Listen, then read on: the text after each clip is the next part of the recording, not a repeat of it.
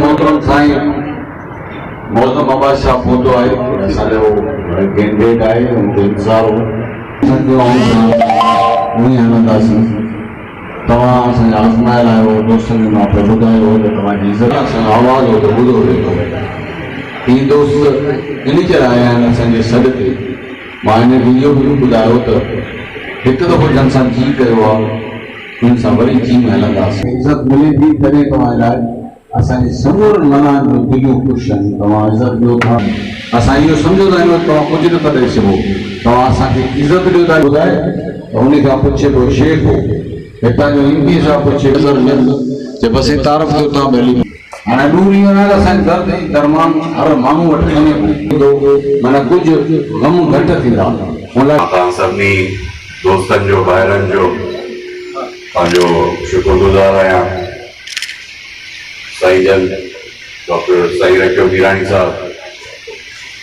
जो वधि में वधि शुक्रगुज़ार आहियां जिन अॼु तकलीफ़ करे हिते लाड़काणे में आया ऐं पंहिंजी बिरादरी सां मुखातिब थिया ऐं पंहिंजी बिरादरी खे जेका पंहिंजो असांजे तरफ़ों रखियऊं अर्ज़ या ॻाल्हि रखियऊं त मां डॉक्टर साहब जन जो सॼे सिंध मला फोरम जो जेके बि हिते मौजूद वेठा आहिनि उन्हनि सभिनी जो शुक्रगुज़ार आहियां साईं जीअं डॉक्टर साहब जन ॻाल्हि करे विया मां सम्झां थो त डॉक्टर साहब उन्हनि चंद अॼु जेके दौर आहे जहिड़ो उन में हर को माण्हू पाण सम्झो था त इन इक़्तिदार ऐं मुफ़ाद सां गॾु आहे डॉक्टर साहब सिंध जे उन्हनि चंद जेको आहे सो ब्यूरोक्रेट्स मां या मौजूदनि मां आहे जेके अॼु बि हक़ जी ॻाल्हि सां गॾु बीठा आहिनि कंहिं बि मुफ़ाद सां गॾु कोन्हनि खे मां सम्झां थो त तव्हां मला बिरादरी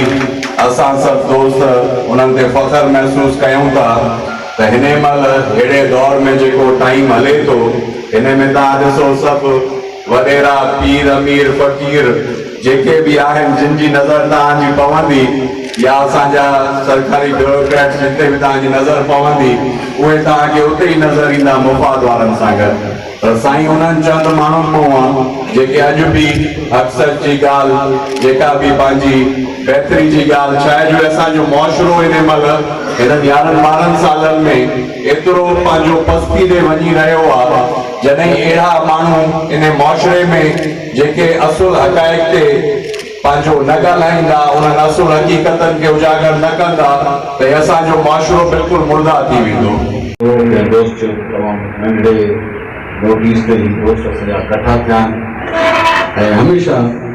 मां ई चवंदो आहियां त असांजे सिंध मला फोरम जेका जान पवंदी सभु पुछो असां त हीअ 2010 खां वठी असांजी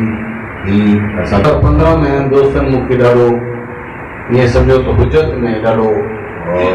प्रेशराइज़ कयो त तव्हांखे